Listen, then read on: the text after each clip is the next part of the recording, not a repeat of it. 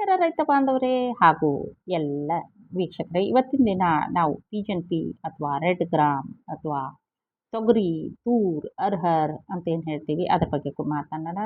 ಮೊದಲನೇದಾಗಿ ಇದಕ್ಕೆ botanical name ಬಂದು ವೈಜ್ಞಾನಿಕವಾದ ಹೆಸರು ಕಜಾನಸ್ ಕಜಾನಿ ಅಂತಕ್ಕಂಥದ್ದು. ನಾವು ಕರೆಯತಕ್ಕಂಥದ್ದು ಏನಂತ ಹೇಳಿದರೆ ರೆಡ್ ಗ್ರಾಮ್ ಅಂತ ಹೇಳ್ತೀವಿ, ತೂರು, ಅರ್ಹರು ಅಥವಾ ಪಿಜನ್ ಪಿ ಅಂತ ಹೇಳ್ತೀವಿ ಸೈಂಟಿಫಿಕ್ ಆಗಿ. ಅಥವಾ ನಾವು ಕನ್ನಡದಲ್ಲಿ ಹೇಳಬೇಕು ಅಂದರೆ ತೊಗರಿ ಅಂತ ಹೇಳ್ತೀವಿ. ನಾರ್ಮಲಾಗಿ ದಾಲ್ ಅಂತ ಕೂಡ ಹೇಳ್ತಾರೆ. ಇದು ಏನಂದರೆ ಕಾಮನ್ಲಿ ನಾವು ರೆಡ್ ಗ್ರಾಮ್ ಅಂತ ಏನು ಕರೆದ್ವಿ ಅದು ತುಂಬ ಹಳೆಯ ಕ್ರಾಪ್ ಇದು, ಆಯಿತಾ. ಇದು ಇದು ನಮ್ಮ ದೇಶದಲ್ಲಿ ಗ್ರಾಮ್ ಅಥವಾ ಕಡಲೆ ಚನ ಅಂತ ಏನು ಹೇಳ್ತೀವಿ ಅದನ್ನು ಬಿಟ್ಟರೆ ಹೆಚ್ಚಾಗಿ ಬೆಳೆಯೋದು ಇದನ್ನೇ ಸೆಕೆಂಡ್ ಇದು ಅಂತ ಹೇಳಬೇಕು. ಇದು ದಾಲ್ ಯಾಕೆ ಅಂತ ಹೇಳಿದರೆ ಇದು ದ್ವಿದಳ ಧಾನ್ಯ. ಅಂದರೆ ಬಾಯಲ್ಲಿಟ್ಕೊಂಡು ಅಲ್ಲಿನ ಮಧ್ಯದಲ್ಲಿ ಕಡಿದ್ರೆ ಇದು ಆಗ್ತದೆ ಅಂತಕ್ಕಂಥದ್ದು.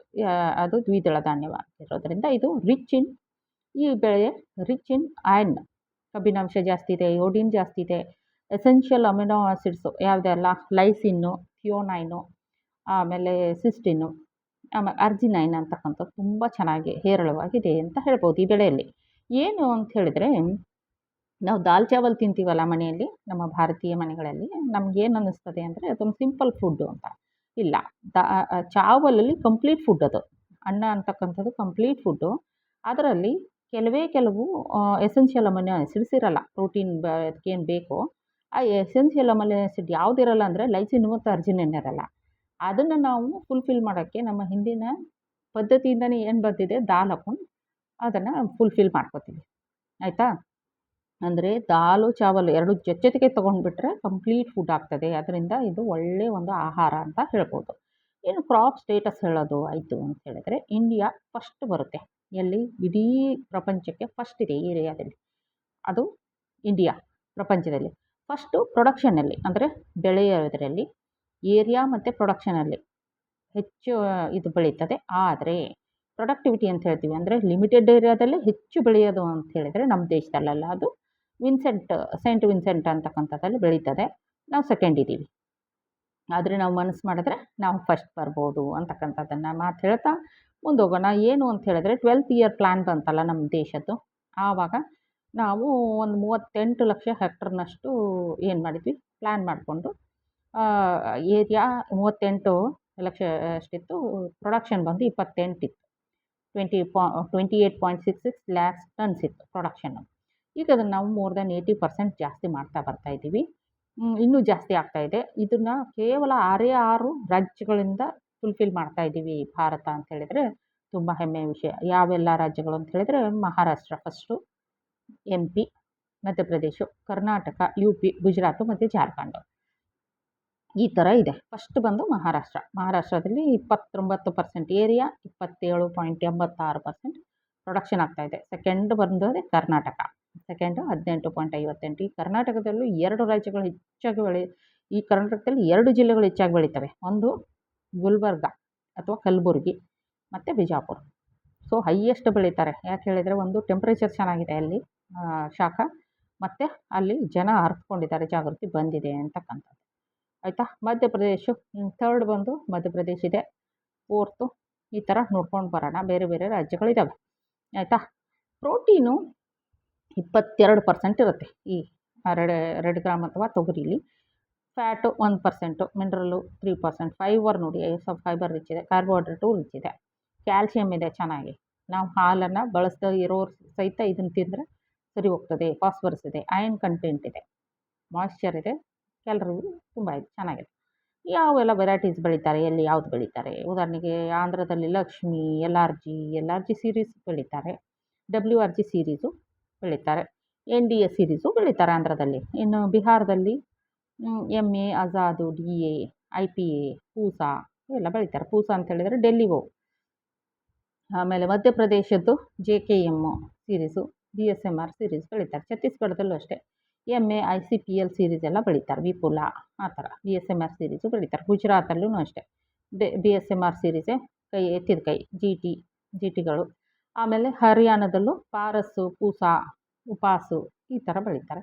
ಕರ್ನಾಟಕದಲ್ಲಿ ನಮ್ಮ ನೋಡಿ ಕೂರ್ಗು, ICPL, BRG, ಮಾರುತಿ ಅಂತಕ್ಕಂಥದ್ದು, ಆಶಾ ICPL 87119 ಅದೆಲ್ಲ ಬೆಳೀತಾರೆ. ಇವಾಗ TS3R ಕೂಡ ಹೊಸ ವೆರೈಟಿ ಬೆಳೀತಾ ಇದ್ದಾರೆ ಅಂತಕ್ಕಂಥದ್ದು. ಮಹಾರಾಷ್ಟ್ರದಲ್ಲೂ ಅಷ್ಟೇ, ಏನು DSMR ಸೀರೀಸ್ ಇದ್ದಾವೆ. DSMR 175, 735, 8563 ಈ ಥರದ್ದು ಬೆಳೀತಾರೆ, ತುಂಬ ಇದ್ದಾವೆ. ಪಂಜಾಬಲ್ಲಿ ಬೆಳೀತಾರೆ. ಹೀಗೆ ವಿವಿಧ ತಳಿಗಳನ್ನು ಬೆಳೀತಾರೆ. ನಮ್ಮ ಕರ್ನಾಟಕದ ನೋಡೋದಾದರೆ ಹೆಚ್ಚು ಬೆಳೆಯೋದು ಆಶಾ, ಕೂರ್ಗ್ 9701, ICPL, BRG 2, ಮಾರುತಿ ಮತ್ತು TS3R ಅಂತಕ್ಕಂಥದ್ದನ್ನು ಬೆಳೀತಾ ಇದ್ದಾರೆ. ಆಯಿತಾ? ಏನು ಪೊಟೆನ್ಷಿಯಲ್ ಈಲ್ಡ್ ಎಷ್ಟು ಬರುತ್ತೆ, ಯಾವ್ಯಾವ ವೆರೈಟಿದು ಎಷ್ಟೆಷ್ಟಿದೆ, ಯಾವ್ಯಾವ ಸ್ಟೇಟದು ಎಷ್ಟೆಷ್ಟಿದೆ, kg per hectare ನೋಡ್ತಾ ಬರೋದು ಆಯಿತು ಅಂತ ಹೇಳಿದರೆ, ನಾವೀಗ ಫಸ್ಟ್ ಬರೋದೆ ಮಹಾರಾಷ್ಟ್ರ ನೋಡೋಣ. ಮಹಾರಾಷ್ಟ್ರ 550 kg per ಹೆಕ್ಟರ್ ಬರುತ್ತೆ. ಏನಲ್ಲಿ ಇಂಪ್ರೂವ್ಡಲ್ಲಿ, ಲೋಕಲಲ್ಲಿ 500 ಬರುತ್ತೆ. ಆಯಿತಾ? ಅದೇ ರೀತಿ ನಮ್ಮ ಕರ್ನಾಟಕ ನೋಡೋದಾದರೆ medium variety, early varieties compare ಮಾಡಿದ್ದಾರೆ ಇಲ್ಲಿ. ಮೀಡಿಯಮ್ ವೆರೈಟಿಯಲ್ಲಿ ಮಹಾರಾಷ್ಟ್ರದಲ್ಲಿ ಸುಮಾರಿದೆ, 2000 ಜಾಸ್ತಿ ದಾಟಿದೆ. ಯಾವುದು? ಆಶಾ ವೆರೈಟಿ ICPL 87119. ಇದೇ ವೆರೈಟಿನ ನಾವು ಕರ್ನಾಟಕದಲ್ಲಿ ಕೂಡ ಬೆಳಿತೀವಿ ಅಂತಕ್ಕಂಥದ್ದು ತುಂಬ ವಿಶೇಷ. ಇದು ಹಲವಾರು ರೋಗಗಳಿಗೆ ರೆಸಿಸ್ಟೆಂಟ್ ಕೂಡ ಆಗಿದೆ, ಅಂದರೆ ಒಳ್ಳೆಯ ರೋಗ ನಿರೋಧಕ ಶಕ್ತಿಯನ್ನು ಕೂಡ ಹೊಂದಿದೆ. ಅದನ್ನು ಕೂಡ ನಾವು ಬಳಸ್ಕೊಳ್ಬೋದು. ಈಗ ನೋಡಿ, ಕರ್ನಾಟಕ ಇದೆಯಲ್ಲ, ICPL 87119 ಆಶಾ, ಇದು ಈಲ್ಡ್ ಬಂದು ತುಂಬ ಚೆನ್ನಾಗಿದೆ ನೋಡಿ. ಇಂಪ್ರೂವ್ಡಲ್ಲಿ 1465 kg per hectare ಚೆನ್ನಾಗಿದೆ. ಲೇಟ್ ವೆರೈಟಿನ ತೊಗೊಂಡ್ರೆ ರೇಟ್ ವೆರೈಟಿನೂ ಅಷ್ಟೇ. ನಮ್ಮಲ್ಲಿ ಲೇಟ್ ವೆರೈಟಿ ಕಡಿಮೆ, ಅರ್ಲಿ ಆ್ಯಂಡ್ ಮೀಡಿಯಮ್ ವೆರೈಟಿ ನಾವು ಹಾಕೋತೀವಿ ಅಂತಕ್ಕಂಥದ್ದು. ಕ್ಲೈಮೇಟ್ ಹೇಗಿರಬೇಕು ಅಂತ ಹೇಳಿದ್ರೆ, ಪಿಜನ್-ಪಿಗೆ ಚೆನ್ನಾಗಿರೋ arid to semi arid tropical region ಇರಬೇಕು. ಟೆಂಪ್ರೇಚರ್ ಅರೌಂಡು 26ರಿಂದ 30 ಇರಬೇಕು. ರೇನಿ ಸೀಸನ್ನು ನಲ್ಲಿ ಸ್ವಲ್ಪ ಟೆಂಪ್ರೇಚರ್ ಕಡಿಮೆ ಆಗ್ತದೆ, 70 to 22 ಆಗ್ತದೆ. ಆದರೆ ಇದಕ್ಕೆ ಪ್ರಾಬ್ಲಮ್ ಏನು ಅಂದರೆ, ಪಾಟ್ ಸೆಟ್ಟಿಂಗ್ ಟೈಮಲ್ಲಿ ಟೆಂಪ್ರೇಚರ್ ಏಕ್ದಮ್ ಫ್ಲಕ್ಚುಯೇಟ್ ಆಗಂಗಿಲ್ಲ. ಏನೋ ಕ್ಲೌಡಿ ವೆದರು, ಅಂದರೆ ಮೋಡ ಕಟ್ಟಿದ ವಾತಾವರಣ ಬಂತು, ಪಾಟ್ ಸೆಟ್ಟಿಂಗ್ ಚೆನ್ನಾಗಾಗಲ್ಲ ಅಂತಕ್ಕಂಥದ್ದು ಇಲ್ಲಿ ಒಂದು ವಿಶೇಷ. ನಾವು ರೈತರು ನೋಡ್ಕೊಳ್ಬೇಕು. ಪಾಟ್ ಕಟ್ಟಿಂಗ್ ಅದೇನು ಕ್ಲೌಡ್ಸ್ ಕಾಣ್ತಾ ಇದೆ ಅಥವಾ ಮೇಲೆ ಮೋಡ ಕವಿದ ವಾತಾವರಣ ಇತ್ತು ಅಂದರೆ ರೋಗ ರುಜಿನಗಳು, ಕೀಟಗಳು ಬರೋದಲ್ಲದೇ ನಮ್ಮ ಕಾಳುಗಳು ಸರಿಯಾಗಿ ಕಟ್ಟೋದಿಲ್ಲ ಅಂತಕ್ಕಂಥದ್ದು. ಮಣ್ಣು ಹೇಗಿರಬೇಕು ಅಂತ ಹೇಳಿದರೆ, ಇದು ಬ್ಲ್ಯಾಕ್ ಕಾಟನ್ ಸಾಯಿಲ್ ಭಾರಿ ಸೂಟೇಬಲ್. ಹಾಗಾಗಿ ಗುಲ್ಬರ್ಗ ಮತ್ತು ಬಿಜಾಪುರಲ್ಲಿ ಬೆಳೀತಾರೆ ಅಂತಕ್ಕಂಥದ್ದು. ಮತ್ತು pH 7 to 8.5, ಅಂದರೆ ನ್ಯೂಟ್ರಲ್ ಟು ಆಲ್ಕಲೈನ್ pH ಬೇಕಾಗ್ತದೆ ಅಂತಕ್ಕಂಥದ್ದು. ಡೀಪ್ ಫ್ಲೋಯಿಂಗ್ ಮಾಡಿಕೊಂಡು ಬಿತ್ತಬೇಕು. ಯಾಕಂದರೆ ಹಲವಾರು ಪ್ಯೂಪಗಳು, ಕೀಡಿಗಳು ಮತ್ತು ಮಣ್ಣಲ್ಲಿ ಬರ್ತಕ್ಕಂಥ ಸಾಯಿಲ್ ಬೋರ್ನ್ ಪ್ಯಾಥೋಜನ್ಸ್ ಅಂತ ಹೇಳ್ತೀವಿ, ಮಣ್ಣಲ್ಲೇ ಉಳಿತವೆ ಏನು ಸೂಕ್ಷ್ಮ ಜೀವಿಗಳು, ರೋಗಾಣುಗಳು. ಅವನ್ನು ತೆಗೆದುಹಾಕಬೇಕು ಅಂತ ಹೇಳಿದರೆ ನಾವೇನು ಮಾಡಬೇಕು, ಮಾಗಿ ಉಳುಮೆಯನ್ನು ಡೀಪ್ ಫ್ಲೋಯಿಂಗ್ ಮಾಡಬೇಕು. ಮಣ್ಣನ್ನು ಎತ್ತಿ ಇದು ಮಾಡಬೇಕು. ಸಾಧ್ಯವಾದಷ್ಟು ಬಿಸಿಲಿಗೆ ಅದನ್ನು ಒಡ್ಡಬೇಕಾಗುತ್ತೆ. ಹಾಗೆ ಮಾಡಿದಾಗ ಏನಾಗುತ್ತೆ ಅಂತ ಹೇಳಿದರೆ, ಎಲ್ಲ ಕೀಡಿಗಳು ಮತ್ತು ಇವು ಸತ್ತೋಗ್ತವೆ. ಮತ್ತು ಹಾಗೆ ಮಾಡ್ತಾ ಸ್ವಲ್ಪ ಚುರುಮುರಿಯನ್ನು ಹೊಲದಲ್ಲಿ ಸ್ಪ್ರೆಡ್ ಮಾಡಿಬಿಟ್ರೆ ಹಕ್ಕಿಗಳು ಬಂದು ಚುರುಮುರಿ ಜೊತೆಗೆ ಅಲ್ಲಿರ್ತಕ್ಕಂಥ ಪ್ಯೂಪಗಳನ್ನು ಕೂಡ ಆರಿಸ್ಕೊಂಡು ತಿಂದುಕೊಂಡು ಹೋಗ್ತವೆ ಅಂತಕ್ಕಂಥದ್ದು. ಮತ್ತು ಇಲ್ಲಿ ನಾವು ridge and broad bed furrow ಮಾಡ್ಬೋದು, ರಿಡ್ಜ್ ಆ್ಯಂಡ್ ಫರೋ ಮಾಡ್ಬೋದು. ಬೆಡ್ಡನ್ನು ಪ್ರಿಪೇರ್ ಮಾಡಿ ಇಟ್ಕೊಳ್ಬೇಕು, ಮಳೆ ಬರೋ ಬಿಫೋರು ಮಾಡ್ಕೊಂಡು ಇಟ್ಕೊಂಡಾದಮೇಲೆ ನಾವೇನು ಮಾಡಬೇಕು, row to row gap 4 to 5 feet ಇಟ್ಟು ಆ ಗ್ಯಾಪಲ್ಲಿ ನಾವು ಸರಿಯಾಗಿ ಮಾಡ್ಕೋಬೇಕು. ಮತ್ತು ಟ್ರಾನ್ಸ್ಪ್ಲಾಂಟು ಮಾಡ್ತಾರೆ, ಡಿಬ್ಲಿಂಗು ಅಂದರೆ ಕೈಯಿಂದಲೂ ಬಿತ್ತಾರೆ. ಮತ್ತು ಬೆಳ್ಕೊಂಡು ಎಲ್ಲೋ ಒಂದು ಕಡೆ ನರ್ಸರಿಲಿ ಬೆಳೆದ್ಬಿಟ್ಟು ತೊಗೊಂಬಂದು 45 to 50 ಡೇಸ್ ಆಫ್ಟರ್ ಅಲ್ಲಿ ನರ್ಸರಿಯಿಂದ ತೊಗೊಂಬಂದು ಟ್ರಾನ್ಸ್ಪ್ಲಾಂಟೇಷನ್ನು ಮಾಡ್ತಾರೆ. ತುಂಬ ಒಳ್ಳೆಯ ಮೆಥಡ್ ಅದು. ಸೋಯಿಂಗ್ ಟೈಮ್ ಯಾವಾಗ ಅಂತ ಹೇಳಿದರೆ, ಅರ್ಲಿ ಮೆಚ್ಯೂರಿಂಗ್ ಆದರೆ ಜೂನ್ 1st ವೀಕಲ್ಲಿ ಮಾಡಬೇಕು. ಲೇಟ್ ಮೆಚ್ಯೂರಿಂಗ್ ಆಯಿತು ಅಂದರೆ ಜೂನ್ 2nd ವೀಕಲ್ಲಿ ಮಾಡಬೇಕು ಅಂತ. ಆಮೇಲೆ ಏನು ಮಾಡಬೇಕು, ಚೆನ್ನಾಗಿ ನೀಟಾಗಿ ಫ್ಲೋ ಮಾಡಿಬಿಟ್ಟು ಎಲ್ಲ ಉಳುಮೆ ಮಾಡಿಬಿಟ್ಟು ಮಣ್ಣನ್ನು ಸಡಿಲಗೊಳಿಸ್ಬಿಟ್ಟು ಆಮೇಲೆ ಅದರಲ್ಲಿ ಡಿಬ್ಲಿಂಗ್ ಮಾಡಬೇಕು ಮಳೆ ನೋಡಿಕೊಂಡು. ಆಮೇಲೆ ಸೀಡ್ ರೇಟು ಅದೆಲ್ಲ ಎಷ್ಟು ಬೇಕಾಗ್ಬೋದು ಅಂತ ಹೇಳಿದರೆ, ಅರ್ಲಿ ಮೆಚ್ಯೂರಿಂಗಿಗೆ 20ರಿಂದ 25 kg per hectare ಬೇಕು. ಮೀಡಿಯಮ್ಗೆ 15ರಿಂದ 20 kg ಆದರೆ ಸಾಕು ಅನಿಸುತ್ತೆ. ಸೀಡ್ ಟ್ರೀಟ್ಮೆಂಟ್ ಏನೇನು ಮಾಡಬೇಕು, ಹಲವಾರು ಫಂಗಲ್ ಡಿಸೀಸು ಅಂದರೆ ಶಿಲೀಂಧ್ರ ರೋಗಗಳಿದ್ದಾವೆ, ಅದು ಬರಬಾರ್ದು ಅಂತ ಹೇಳಿದರೆ ಕಾರ್ಬನ್ ಡೈಸಮು ಥೈರಮು ಮಿಕ್ಸ್ ಮಾಡಿ ಫಂಗಿಸೈಡಿಂದ ಟ್ರೀಟ್ಮೆಂಟ್ ಮಾಡಬೇಕು. ಕಳೆದ ವರ್ಷ ವಿಲ್ಟು ಬಂದಿತ್ತು ಅಂದರೆ 100% ಮಾಡಲೇಬೇಕಾಗುತ್ತೆ, ನೋಡ್ಕೊಂಡು ಮಾಡಬೇಕು. ಮತ್ತು ಟ್ರೈಕೋಡರ್ಮಾದಿಂದ ಮಾಡಬೇಕಾಗುತ್ತೆ. ರೈಸೋಬಿಯಮ್, PSB ಅಂದರೆ ಫಾಸ್ಫೇಟ್ ಸಾಲ್ಯುಬಲೈಸಿಂಗ್ ಬ್ಯಾಕ್ಟೀರಿಯಾ, ಬ್ಯಾಕ್ಟೀರಿಯಾ ಅದನ್ನು ಕೂಡ ಮಾಡ್ಕೋಬೇಕು. ಮತ್ತು ಇನ್ನು ಮೆಥಡ್ ಆಫ್ ಸೋಯಿಂಗ್ ಅಂದರೆ BBF ಬ್ರಾಡ್ ಬೆಡ್ ಫರೋ ಮೆಥಡಲ್ಲಿ ಮಾಡ್ಕೊಳ್ಬೇಕು ಅದನ್ನ ಹೇಳಿದೆ ನಾನು ಆವಾಗಲೇ. ಅದು ಅವ್ರವ್ರ ಅನುಕೂಲತೆ ತಕ್ಕಾಗಿ ಮಾಡಿಕೊಂಡು ಬಿತ್ಕೋಬೋದು. ಏನೂ ತಿಳಿದೇ ಇರೋ ರೈತ ಅಂತ ಹೇಳಿದರೆ ಜಸ್ಟ್ ಹೋಗಿ ಕೈಯಿಂದ ಡಿಬ್ಲಿಂಗ್ ಅಂತೇಳಿ ಏನು ಬಿತ್ಕೊಂಡು ಬರ್ತೀವೋ ಬಂದಾದ್ರೂ ನಡೀತದೆ ಅಂತಕ್ಕಂಥದ್ದು.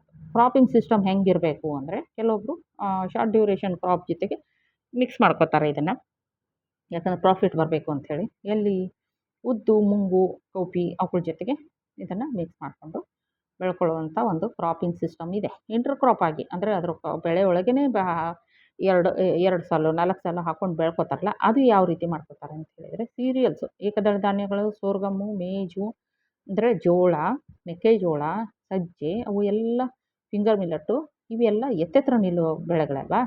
ಅವನ್ನ ಬೆಳೆಯೋದ್ರಿಂದ ಆ ಎತ್ತರದ ತೆನೆ ಮೇಲೆ ಪಕ್ಷಿಗಳು ಕೂತ್ಕೊಂಡು ಇದರ ಪಾಡ್ ಬೋರರನ್ನು ನಮ್ಮ ತೊಗರಿ ಮೇಲೆ ಬರ್ತಕ್ಕಂಥ ಹೆಲಿಕೋವರ್ಪ ಅಂತಕ್ಕಂಥ ಪಾಡ್ ಬೋರನ್ನು ತಿಂತವೆ. ಅದಕ್ಕೆ ಅದನ್ನು ಬೆಳ್ಕೋಬೇಕು. ಸಾಲಲ್ಲಿ ಬೆಳ್ಕೊಂಡಾದರೂ ಬೆಳ್ಕೊಬೋದು. ಇಲ್ಲ ಅಂತ ಹೇಳಿದರೆ ಒಂದು ಇಡೀ ತೊಗರಿಲೇ ಸೇರಿಸ್ಕೊಂಡು ಬಿತ್ತು ಹಾಕಿದ್ರು ಅಲ್ಲೊಂದು ಇಲ್ಲೊಂದು ಗಿಡಗಳಿದ್ದು ಈ ಜೋಳದ್ದು, ಮೆಕ್ಕೆಜೋಳದ್ದು, ಸಜ್ಜೆದು ಅಲ್ಲೊಂದು ಇಲ್ಲೊಂದು ಗಿಡಗಳಿರ್ತವೆ.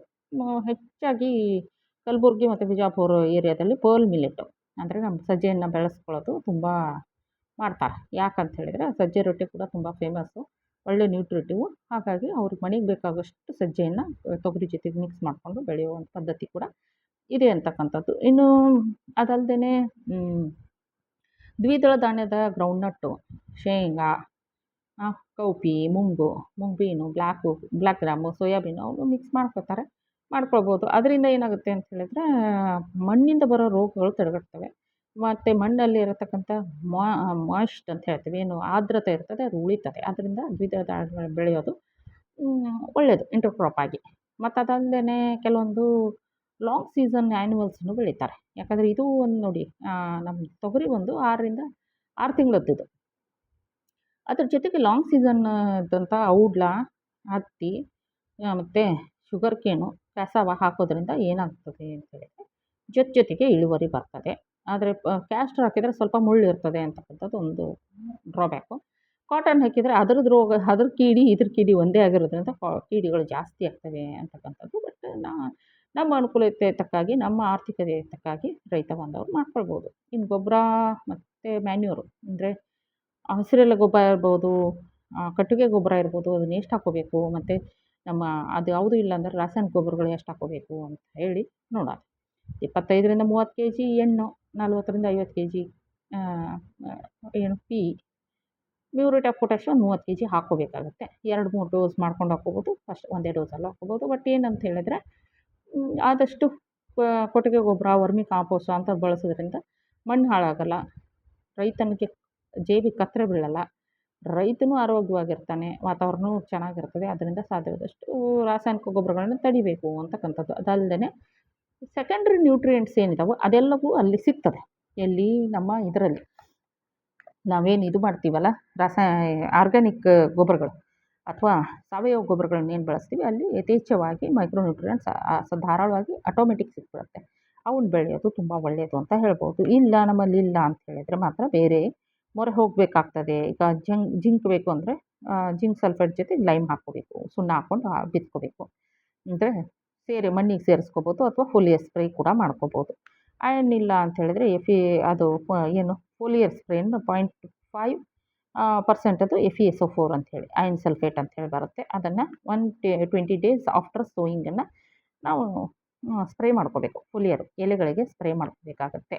ಇರಿಗೇಷನ್ ಯಾವ ರೀತಿ ಅಂತ ಹೇಳಿದರೆ ಇದಕ್ಕೆ ಫಸ್ಟು 2ರಿಂದ 3 ಇರಿಗೇಷನ್ ಬೇಕೇ ಬೇಕು. ಫಸ್ಟ್ ಬಂದು ಬ್ರ್ಯಾಂಚಿಂಗ್ ಸ್ಟೇಜಲ್ಲಿ ಅಂದರೆ ಒಂದು 30ರಿಂದ 35 ದಿನದ್ದು ಇರುತ್ತೆ ಅವಾಗ. ಸೆಕೆಂಡ್ ಬಂದು ಫ್ಲವರಿಂಗ್ ಸ್ಟೇಜಲ್ಲಿ, ಥರ್ಡ್ ಬಂದು ಪಾಡಿಂಗ್ ಅಂದರೆ ಕಾಯಿ ಕಟ್ಟೋ ಸ್ಟೇಜಲ್ಲಿ. ಈ 3 ಸ್ಟೇಜಲ್ಲಿ ಕ್ರಿಟಿಕಲ್ ಸ್ಟೇಜ್ ಅಂತ ಹೇಳ್ತೀವಿ. ಈ 3 ಸ್ಟೇಜಲ್ಲಿ ಅದು ಡ್ರಾಟನ್ನು ತಡ್ಕೊಳ್ಳಲ್ಲ, ಬರವನ್ನು ತಡ್ಕೊಳ್ಳಲ್ಲ. ಆ್ಯಕ್ಚುಲಿ ಇದು ಬರ ತಡ್ಕೊಳ್ಳುವಂತಹ ಒಂದು ಬೆಳೆ.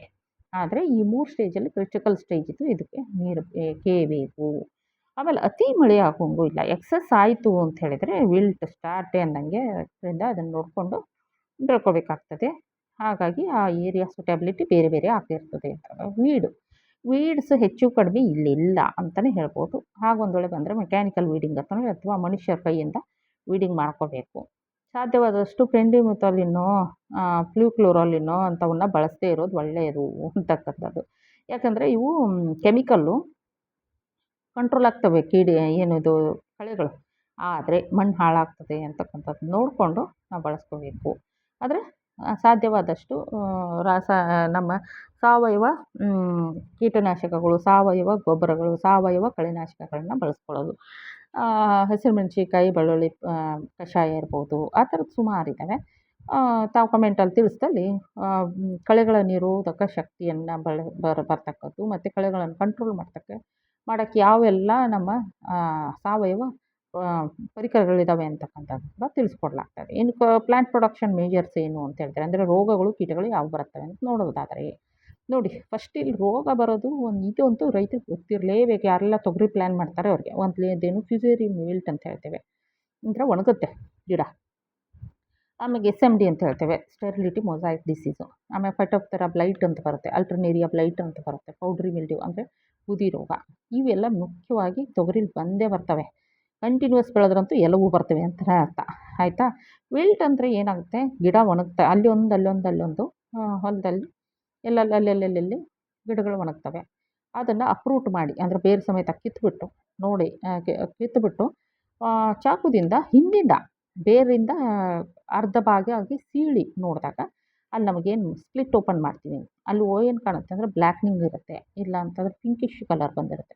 ಇದು ಫ್ಯುಸೇರಿಯಂ ವಿಲ್ಟ್. ಫ್ಯುಸೇರಿಯಂ ಅಂತಕ್ಕಂಥದ್ದು ಮಣ್ಣಿನಲ್ಲಿ ಉಳ್ಕೊಂಡು ಅದು ಒಂದು ಶಿಲೀಂಧ್ರ, ಅದು ಮಣ್ಣಿನ ಮುಖಾಂತರ ಝೈಲಮ್ ಅಂತ ಹೇಳ್ತೀವಿ, ಏನಿದು ಕಾಂಡ ಇರ್ತದೋ ಅಲ್ಲಿ ಒಂದು ಸ್ಟ್ರಾ ಥರ ಝೈಲಮ್ ಫ್ಲೋಯಮ್ ಅಂತಕ್ಕಂಥವು ನೀರು ಮತ್ತು ಆಹಾರವನ್ನು ಮಣ್ಣಿನಿಂದ ಸಪ್ಲೈ ಕೊಡೋಕ್ಕೆ 2 ಸ್ಟ್ರಾ ಥರ ಇದು ಇರ್ತವೆ ಚಾನಲ್ಲು ಬೆಳೆಯಲ್ಲಿ.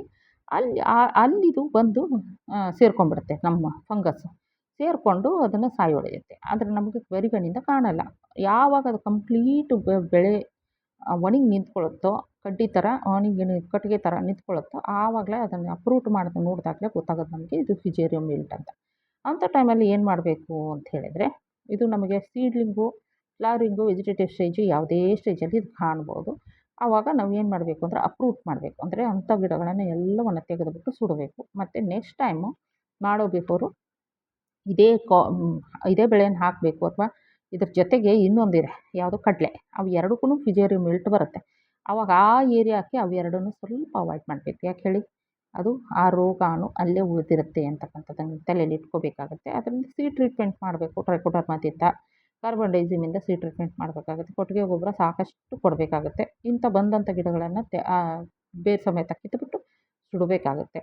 ಮತ್ತು ಸಾಧ್ಯ ಆದಷ್ಟು ಆಯಿಲ್ ಕೇಕ್ಸು ಅಂಥವೆಲ್ಲ ಕೊಟ್ಕೊಂಡು ಕೇರ್ ಮಾಡಬೇಕು. ಬಟ್ ಇನ್ನೂ ವೆರಿ ಕೇರ್ಫುಲ್ ಹೇಳೋದಂದರೆ, ಅಲ್ಲಿ ಆ ಜಮೀನಿಗೆ ನೆಕ್ಸ್ಟು 1-2 ವರ್ಷ ಕಡಲೆ ಮತ್ತು ತೊಗರಿನ ಹಾಕಕೂಡ್ದು. ಹಾಕಿದರೆ ಜಾಸ್ತಿ ಆಗ್ತಾ ತೊಗರಿ ಬೆಳಿಲಿಕ್ಕೆ ಬರಲ್ಲ, ಆ ರೀತಿಯಾಗಿ ಆಗುತ್ತೆ ಅಂತಕ್ಕಂಥದ್ದು. ಕೆಲವೊಂದು ರೆಸಿಸ್ಟೆಂಟ್ ವೆರೈಟಿ ಇದೆ, ಮಾರುತಿ, ಆಶಾ, ಅವನ್ನ ಹಾಕ್ಕೊಳ್ಬೋದು. ನಮ್ಮ ಕರ್ನಾಟಕಕ್ಕೆ ಸೂಟೇಬಲ್ ಅವೆರಡು.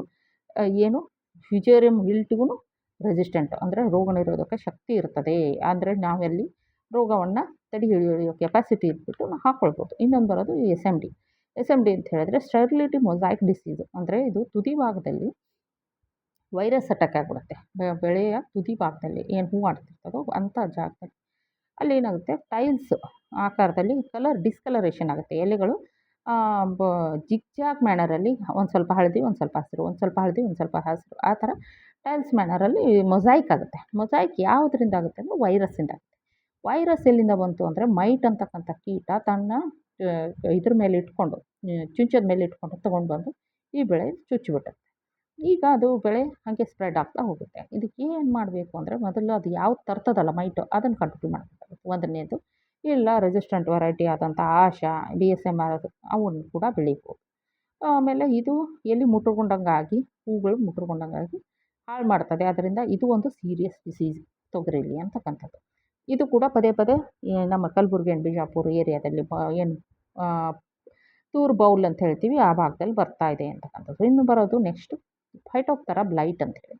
ಬ್ಲೈಟ್ ಅಂತ ಹೇಳಿದರೆ ಇಲ್ಲಿ ಏನಾಗುತ್ತೆ, ಸಿಂಪ್ಟಮು ಕೇವಲ ಕಡ್ಡಿಗಳು ಮಾತ್ರ ನಿಂತ್ಕೊಳ್ತವೆ, ಎಲ್ಲ ಎಲೆಗಳು ಉದುರೋಗುತ್ತೆ. ಫಸ್ಟ್ ಏನಾಗುತ್ತೆ, ಲೀಜನ್ಸ್ ಬರುತ್ತೆ, ಅಂದರೆ ಗುಳ್ಳೆ ಥರ ಅಲ್ಲಿ ಚುಕ್ಕೆಗಳು ಬರುತ್ತೆ. ಅದಾದಮೇಲೆ ಅದು ಒಣಗ್ತಾ ಕಂಪ್ಲೀಟಾಗಿ ಎಲೆಗಳು ಒಣಗ್ಬಿಟ್ಟು ಗಾಳಿ ಬೀಸಿದ ತಕ್ಷಣ ಎಲ್ಲ ಎಲೆಗಳು ಉದುರಿ ಬಿಡ್ತವೆ. ಏನು ಉಳಿತದೆ? ಕಡ್ಡಿಗಳು ಮಾತ್ರ ಉಳಿದಿರ್ತವೆ. ಇದು ಎದರಿಂದ ಬರುತ್ತೆ ಅಂತ ಗೊತ್ತಾಯ್ತಲ್ಲ, ನಮಗೆ ಫಂಗಸ್ಸಿಂದ ಬಂದಿರುತ್ತೆ. ಏನು ಮಾಡಬೇಕು ಅಂತ ಹೇಳಿದರೆ, ಸಾಧ್ಯವಾದಷ್ಟು ರೆಸಿಸ್ಟೆಂಟ್ ವೆರೈಟಿನ ಬೆಳಿಬೇಕು. ಮೆಟಲಕ್ಸಲ್ನಿಂದ ಟ್ರೀಟ್ ಮಾಡಬೇಕು ಸೀಡನ್ನು ಅಂತಕ್ಕಂಥದ್ದು. ನೆಕ್ಸ್ಟ್ ಬಂದು ಅಲ್ಟರ್ನೇರಿಯಾ ಬ್ಲೈಟ್. ಇದು ಕೂಡ ಸೇಮ್ ಬ್ಲೈಟೇ ಇದು ಒಂದು. ಇಲ್ಲಿ ಚುಕ್ಕೆಗಳಾಗ್ತವೆ ಮತ್ತು ಎಲೆಗಳು ಹೋಗಿ ಉದುರ್ತವೆ. ಇಲ್ಲೂ ಕೂಡ ರೆಸಿಸ್ಟೆಂಟ್ ವೆರೈಟೀಸ್ ಇದ್ದಾವೆ. ಅದು ಮೆಂಕೋಜೆಬ್ಬಿನ ಸ್ಪ್ರೇ ಮಾಡ್ಬೋದು. ಅದನ್ನು ಬಿಟ್ಟರೆ ಟಿ8, MA128 ಈ ಥರ ರೆಸಿಸ್ಟೆಂಟ್ ವೆರೈಟಿನ ಬೆಳ್ಕೋಬೇಕು. ಇನ್ನು ಕೀಟಗಳು ಯಾವ್ಯಾವು ಬರ್ತವೆ ಅಂದರೆ, ಫಸ್ಟು ಇದರಲ್ಲಿ ಡೇಂಜರಸ್ ಕೀಟ ಅಂತ ಹೇಳಿದರೆ ನಮ್ಮ ಪಾಡ್ ಬೋರರು ಇದು 108 ಬೆಳೆಗಳಲ್ಲಿ ಇದು ನಮ್ಮ ಪಾಡ್ ಬೋರರು ತಿನ್ನುತ್ತೆ. 108 ಬೆಳೆಗಳಲ್ಲಿ.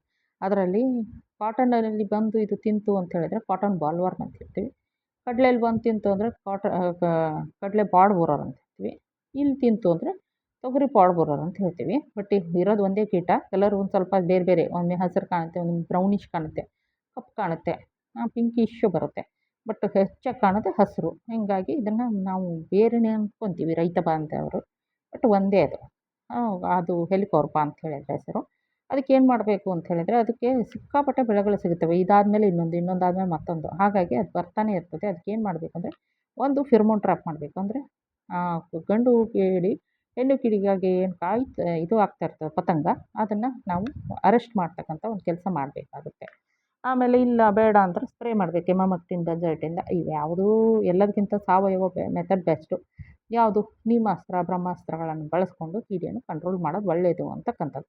ನೆಕ್ಸ್ಟ್ ಬರೋದು ಪಾಡ್ ಫ್ಲೈ ಅಂತ ಬರುತ್ತೆ. ಇದು ಫ್ಲೈ ಏನು ಮಾಡಿರುತ್ತೆ, ಇದರಲ್ಲಿ ಪಾಡಲ್ಲಿ ತನ್ನ ಇದನ್ನು ಇಟ್ಟಿರ್ತದೆ. ಅಲ್ಲಿ ಪಾಡು ಟ್ವಿಸ್ಟೆಡ್ ಆಗಿರುತ್ತೆ. ಕಾಳುಗಳೆಲ್ಲ ಬಿರುಸಾಗಿ ತಿಂದುಬಿಟ್ಟಿರುತ್ತೆ ಪಾಡ್ ಫ್ಲೈ. ಆದ್ದರಿಂದ ಅದನ್ನು ನಾವು ಕಂಟ್ರೋಲ್ ಹೆಂಗೆ ಮಾಡೋದು ಅಂದರೆ, ನೀಮ್ ಸೀಡ್ ಎಕ್ಸ್ಟ್ರಾಕ್ಟ್ ಅಂದರೆ ಬೇವಿನ ಎಣ್ಣೆನ ಸ್ಪ್ರೇ ಮಾಡ್ಬೋದು. ಅದನ್ನು ಬಿಟ್ಟರೆ ಮೊನೊಕ್ರೋಟೋಫಾಸನ್ನ ಸ್ಪ್ರೇ ಮಾಡ್ಬೋದು. ಪಾಡ್ ಫ್ಲೈನ ಓಡಿಸ್ಬೋದು. ಕಾಣಿಸ್ತಾ ಇದೆ ಚಿತ್ರದಲ್ಲಿ ಎಲ್ರಿಗೂ. ಆಮೇಲೆ ಪ್ಲೂಮ್ ಮಾತ್ ಅಂತ ಬರುತ್ತೆ. ಅದು ಕೂಡ ಅಷ್ಟೇ. ಅದು ಕೂಡ ಪಾಡಿಗೆ ಬರೋದು, ಅಂದರೆ ಕಾಯಿಗೆನೇ ಬರೋದು. ಅದನ್ನೂ ಕೂಡ ನಾವು ನೀಮ್ ಆಯಿಲ್ನೋ ಅಥವಾ ಎಮಾಮೆಕ್ಟಿನ್ ಬೆಂಜೋಯೇಟೋ ಸ್ಪ್ರೇ ಮಾಡ್ಕೊಂಡು ಕಂಟ್ರೋಲ್ ತೊಗೋಬೇಕು. ಇಲ್ಲಿ ಪಾಡ್ ಸಕ್ಕಿಂಗ್ ಬಗ್ ಅಂತ ಬರುತ್ತೆ ಒಂದು, ಇಲ್ಲಿ ಚಿತ್ರದಲ್ಲಿ ಕಾಣ್ತಾ ಇದೆ. ಇದು ಕೂಡ ರಸ ಇರುತ್ತೆ. ಅದಕ್ಕೆ ನಾವೇನು ಮಾಡಬೇಕು ಅಂದರೆ ಕಾರ್ಬೋಫ್ಯೂರಾನ್ ಹಾಕ್ಕೋಬೇಕು. ಹಾಕ್ಕೊಂಡು ಇಲ್ಲ ನಮ್ಮ ನೈಸರ್ಗಿಕವಾದಂಥ ಸಿಗುವಂಥ ಹಲವಾರು ಪ್ಯಾರಾಸೈಟ್ಸ್ ಅಂದರೆ ರೈತನ ಮಿತ್ರ ಕೀಟಗಳು ಇದ್ದಾವೆ. ಅವನ್ನ ಕೂಡ ಬಳಸ್ಕೊಂಡು ನಾವು ಕಂಟ್ರೋಲಿಗೆ ತೊಗೊಳ್ಬೋದು. ಇನ್ನು ಹಾರ್ವೆಸ್ಟಿಂಗ್ ಆ್ಯಂಡ್ ಥ್ರೆಶಿಂಗ್. ಹಾರ್ವೆಸ್ಟಿಂಗ್ ಹೆಂಗೆ ಮಾಡ್ತಾರೆ ಅಂದರೆ, ಅದು ಫಸ್ಟ್ ಹಾರ್ವೆಸ್ಟಿಂಗ್ ಆಗೋಕ್ಕೆ ಬ್ರೌನಿಷ್ ಕಲರ್ ಆಗಿರುತ್ತೆ. 2/3 3/4 ಕಲರ್ ಎಲ್ಲ ಚೇಂಜ್ ಆದಮೇಲೆ ಅರ್ಥ ಮಾಡಿಕೊಂಡು ರೈತ ಅದನ್ನೇನು ಮಾಡ್ತಾನೆ, ಸಿಕ್ಕಲ್ಲಿದ್ದ ಅಂದರೆ ಇದರಿಂದ ಕಟ್ ಮಾಡ್ಕೊಂಡು ನೋಡ್ತಾನೆ. ಹೌದು ಬಂದಿದೆ ಅಂತ ಗೊತ್ತಾದ ತಕ್ಷಣ ಅದನ್ನೇನು ಮಾಡ್ತಾನೆ, ಫೀಲ್ಡಲ್ಲಿ ನೀರು ನಿಲ್ಲಿಸ್ತಾನೆ. ಫೀಲ್ಡನ್ನು ಅದನ್ನು ಇದು ಮಾಡಿಬಿಟ್ಟು ಹಾರ್ವೆಸ್ಟ್ ಮಾಡಿಬಿಟ್ಟು ಅಲ್ಲೇ 3-6 ದಿನ ಅಲ್ಲೇ ಇದು ಮಾಡ್ಕೊತಾನೆ. ಮಾಡಿಕೊಂಡು ಥ್ರೆಶ್ ಮಾಡ್ತಾನೆ. ಅಂದರೆ ಬಡಿದು ಕೋಲಿಂದ ಬಡಿಯೋದು ಅಥವಾ ಪೊಲಮನ್ ಥ್ರೆಷರಿಂದ ಅದನ್ನು ಥ್ರೆಶ್ ಮಾಡ್ತಾನೆ. ಅದನ್ನು ನೋಡಿದಾಗ ಒಂದು 50-60% ಜನರಲ್ಲಿ ಪ್ರಪೋರ್ಷನ್ನು ಸೀಡ್ ಪಾಡ್ಸ್ ಎಲ್ಲ ಇದು ಮಾಡ್ಕೊಂಡು, ಆಮೇಲೆ ಏನು ಮಾಡ್ತಾನೆ, ಅಲ್ಲೇ ಹೊಲದಲ್ಲಿ ಒಂದು 3-4 ದಿನ ಬಿಟ್ಬಿಟ್ಟು ಕಾಳುಗಳನ್ನು ಕಾಳುಗಳನ್ನು ಥ್ರೆಶ್ ಮಾಡಿ ತೆಗೆದಿರ್ತಾರಲ್ಲ ಅದನ್ನು ಅಲ್ಲೇ ಹೊಲದಲ್ಲಿ ಬಿಟ್ಕೊಂಡು, ಆಮೇಲೆ ಮಾಯಿಶ್ಚರ್ ಕಂಟೆಂಟ್ ತುಂಬ 9-10% ಅಂದರೆ ಬಾಯಲ್ಲಿ ಹಾಕ್ಕೊಂಡ್ರೆ ಕಟುಮ್ ಅಂತ ಶಬ್ದ ಬಂತ ಚೆನ್ನಾಗಾಗಿದೆ ಅಂತ ತಿಳ್ಕೊಂಡು ಪ್ಯಾಕಿಂಗ್ ಮಾಡಿ ಗೋಣಿ ಚೀಲದಲ್ಲಿ ಚೀಲಲ್ಲಿ ಅಕ್ಕಿ ಚೀಲದಲ್ಲಿ ಕಟ್ಬಿಟ್ಟು ಮಾರಾಟ ಮಾಡ್ತಾನೆ. ಈಗ ಇಲ್ಲ ಸ್ಟೋರ್ ಮಾಡಿ ಇಟ್ಕೊಳ್ಬೋದು. ಸ್ಟೋರ್ ಮಾಡಿಡೋದಾದರೆ ಅವರು ಬ್ರೋಚಿಡ್ ಅಂತ ಏನು ಸ್ಟೋರೇಜ್ ಪೆಸ್ಟ್ ಬರ್ತದೆ, ಅದ್ರ ಬಗ್ಗೆ ತುಂಬ ಗಮನ ವಹಿಸಬೇಕು. ಅವು ಬರಬಾರ್ದು ಅಂತ ಹೇಳಿದ್ರೆ ಒಂದು ಫ್ಯೂಮಿಕೇಷನ್ ಮಾಡ್ಕೋಬೋದು. ಇಲ್ಲ ELP ಟ್ಯಾಬ್ಲೆಟ್ಸನ್ನು ಹಾಕ್ಕೋಬೋದು. ಇಲ್ಲ ಅದು ಯಾವುದು ಬೇಡ ಅಂತ ಹೇಳಿದರೆ ನಮ್ಮ ಬೇವಿನ ಎಲೆಗಳನ್ನ ಹಾಕ್ಕೋಬೋದು. ಇಲ್ಲ ಸ್ವಲ್ಪ ಸುಣ್ಣವನ್ನು ಅಥವಾ ಬೂದಿಯನ್ನು ಸೇರಿಸ್ಬಿಟ್ಟು ಮಾಡ್ತಾರೆ. ಕೆಲವರು ಎಣ್ಣೆ ಎಲ್ಲ ಅಪ್ಲೈ ಮಾಡ್ತಾರೆ. ಏನು ಮಾಡ್ತೀವಿ ಅನ್ನೋದು ನಮ್ಮ ಕೆಪಾಸಿಟಿ ಮೇಲೆ, ಯಾಕಂದರೆ ಕ್ವಾಂಟಿಟಿ ಎಷ್ಟಿರ್ತವೋ ಅದ್ರ ಮೇಲೆ ಮಾಡ್ಕೊಳ್ಳೋದು. ಇನ್ನು ಕೊಯ್ಲು ಆಯ್ತು, ಇವಾಗ ಇಳುವರಿ ಎಷ್ಟು ಬರುತ್ತೆ ಅಂದರೆ 15-20 ಕ್ವಿಂಟಲ್ ಪರ್ ಹೆಕ್ಟರ್ ಬರುತ್ತೆ. ಇರಿಗೇಷನ್ ಕಂಡೀಷನಲ್ಲಿ. ಆಮೇಲೆ ಅದನ್ನು ಬಿಟ್ಬಿಟ್ಟು ಕಟ್ಟಿಗೆದು ಒಂದು 50-60 ಸ್ಟಿಕ್ಸು ಕಟ್ಟಿಗೆ ಕೂಡ ಬರುತ್ತೆ. ಏನು ತೊಗರಿ ಕಟ್ಟಿಗೆ, ಅದು ಇದಕ್ಕೆಲ್ಲ ತುಂಬ ಹೆಲ್ಪ್ ಆಗುತ್ತೆ ಅಂತಕ್ಕಂಥದ್ದು. ಏನು ರೆಕಮೆಂಡೇಷನ್ ಇಲ್ಲಿ ಮುಖ್ಯವಾಗಿ ಮನಸ್ಸಲ್ಲಿ ಇಟ್ಕೊಂಡು ಮಾಡಬೇಕಾಗಿದ್ದೇನು ಅಂದರೆ, ಮೊದಲು ಬಿತ್ತೋ ಪೂರ್ವದಲ್ಲಿ ಮಾಗಿ ಉಳುಮೆಯನ್ನು ಮಾಡಬೇಕು. ಡೀಪ್ ಮಾಗಿ ಉಳುಮೆ ಮಾಡಬೇಕು. ಅದಲ್ಲದೆ ಕೊಟ್ಟಿಗೆ ಗೊಬ್ಬರವನ್ನು ಕೊಡಬೇಕು. ಆಮೇಲೆ ಅದನ್ನು ಎದ್ರ ಮೇಲೆ ಬೇಸರ ಕೊಡಬೇಕಂದ್ರೆ ಸಾಯಿಲ್ ಟೆಸ್ಟಿಂಗ್ ರಿಪೋರ್ಟ್ ಮೇಲೆ ಕೊಡಬೇಕು. ಸೀಡನ್ನು ಟ್ರೀಟ್ ಮಾಡೇ ಬಿತ್ತಬೇಕು. ಕೆಲವೊಂದು ರೆಸಿಸ್ಟೆಂಟ್ ವೆರೈಟಿನ ಕೆಲವೊಂದು ರೋಗಕ್ಕೆ ರೆಸಿಸ್ಟೆಂಟ್ ಇದೆಯಲ್ಲ ಅದನ್ನೇ ಬೆಳಿಬೇಕು. ಈಗ SMD ಸ್ಟೆರಿಲಿಟಿ ಮೊಸೈಕ್ ವೈರಸ್ ಅಂತ ಹೇಳ್ತೀವಲ್ಲ ಅದಕ್ಕೆ BSMR ಆಶಾನೋ ಅದನ್ನೇ ಬಳಸಬೇಕು. ವಿಲ್ಟ್ ರೆಸಿಸ್ಟೆಂಟಿಗೆ ವಿಪುಲಾನೋ ಅರ್ಹರೋ ಅದನ್ನೇ BSMR. ಆಮೇಲೆ ಈ ಥರ ನೋಡ್ಕೊಂಡು ಇದು ಮಾಡಬೇಕು. ವೀಡ್ಸ್ ಕಂಟ್ರೋಲ್ ಹೆಂಗೆ ಮಾಡಬೇಕು ಅಂತ ಹೇಳಿದ್ರೆ ವೀಡನ್ನು ಆದಷ್ಟು ಮ್ಯಾನ್ಯುವಲ್ಲಾಗೆ ಮಾಡಬೇಕು. ಇಂಟಗ್ರೇಟೆಡ್ ಅಪ್ರೋಚ್ ಅಂದರೆ ಬಯಾಲಜಿಕಲ್ಲು, ಕೆಮಿಕಲ್ಲು, ಫಿಸಿಕಲ್ಲು, ಕಲ್ಚರಲ್ಲು ಎಲ್ಲ ಮೆಥಡನ್ನು ಯೂಸ್ ಮಾಡಬೇಕು. ಲಾಸ್ಟ್ ಮೆಥಡೇ ಬಂದು ಕೆಮಿಕಲ್. ಮತ್ತು ರೆಸಿಸ್ಟೆಂಟ್ ವೆರೈಟಿನ ಸಾಧ್ಯವಾದಷ್ಟು ಬೆಳ್ಕೋಬೇಕು ಅಂತ ಹೇಳಿ ಇವತ್ತಿನ ದಿನ ಮಾತನ್ನು ಮುಗಿಸ್ತಾ ಇದ್ದೀನಿ. ಮತ್ತಿನ್ನು ತೊಗರಿ ಅಂತಕ್ಕಂಥದ್ದು ಬೆಳೆದ್ರೆ ಇಡೀ ಇದಕ್ಕೆ ಏನು ಸಸ್ಯಾಹಾರಿಗಳಿಗೆ ಒಂದು ಪ್ರೋಟೀನ ಆಗರ ಅಂತ ಹೇಳ್ತಾ ಇವತ್ತಿನ ಮಾತು ಮುಗಿಸ್ತೇನೆ. ಇವತ್ತಿನ ಟ್ಯಾಗ್ಲೈನ್ ಬಂದು ನಿರಂತರ ಉರಿಯುವ ಸೂರ್ಯನನ್ನು ನೋಡಿ, ನಿರಂತರ ಉರಿಯುವ ಸೂರ್ಯನನ್ನು ನೋಡಿ ಕತ್ತಲು ಹೇಗೆ ಭಯಪಡುತ್ತೋ ಹಾಗೆ ನಿರಂತರ ಕಷ್ಟಪಡುವ ವ್ಯಕ್ತಿಯನ್ನು ನೋಡಿ ಸೋಲ ಕೂಡ ಭಯಪಡುತ್ತೆ. ಆದ್ದರಿಂದ ನಾವು ಕನ್ಸಿಸ್ಟೆಂಟ್ಲಿ ಕೆಲಸ ಮಾಡೋಣ, ಖುಷಿಯಾಗಿರೋಣ, ಆರೋಗ್ಯವಾಗಿರೋಣ ಅಂತ ತಿಳಿಸ್ತಾ ಸರ್ವೇ ಜನ ಸುಖಿನೋ ಭವಂತು.